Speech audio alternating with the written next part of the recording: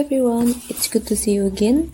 This is Nanda Gita and in this video, I will share the progress of my summary from the novel with the title Train to Pakistan. I hope you can enjoy this video.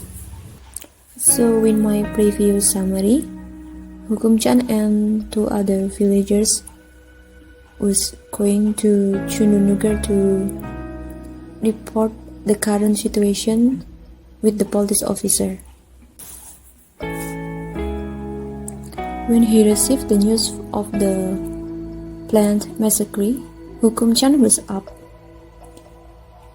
He tells the sub-inspector to let the mob kill, but to keep a log of police messages so they can prove they tried to stop the murder. The sub-inspector remained calm, knowing that Chan didn't really believe what he was saying.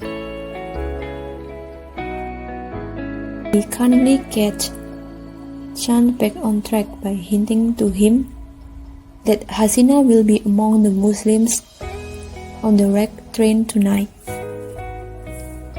This news broke Chan out of his sadness. He argued that they should inform the commanders of the Muslim refugee camp about the plot. So he decided to keep the refugees in the rather than sending them to Pakistan. The sub-inspectors thought that it was a bad idea because an attack on the camp itself was imminent and they didn't have the energy to stop it. Chan saw the truth of the sub-inspector word and sat down to think. When the sub-inspector released Juga and Iqbal, he warns them that they will find Mano Majra somewhat changed. Tonga's journey to Mano Majra was long and smooth. Singh takes Iqbal to his room and tells him about what happened in Mano Majra since his arrest. Singh's suggestion that Iqbal speak to the mass sparked an inner debate in social workers.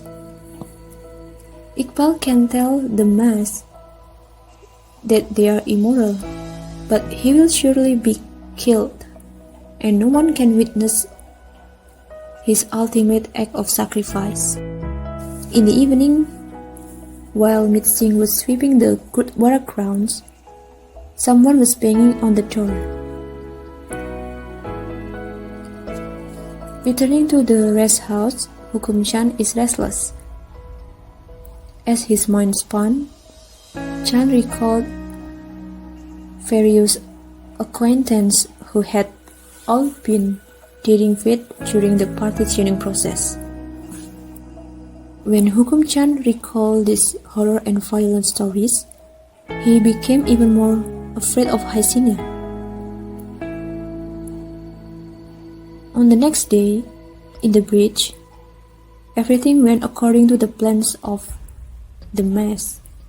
They had arranged themselves along the railroad tracks and had tied the rope over the tracks.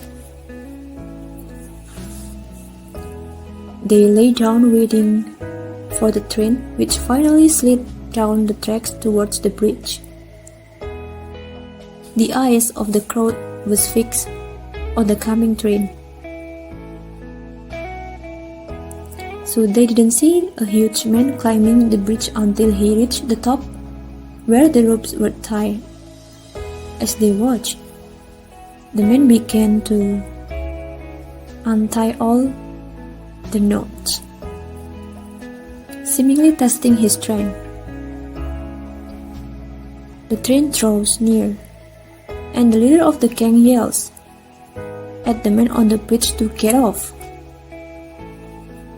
or they will shoot him. The man ignored the leader, and he took out a kirpan. The mob began to wonder who the man was, but there was no time to find out as the train was almost approaching them. The leader of the gang shot the man, but he didn't stop cutting the rope. He managed to survive and continued to cut, even using his teeth. The train really approached him, and the crowd opened fire on him. The man eventually collapsed and fell, but the rope eventually broke and fell with him.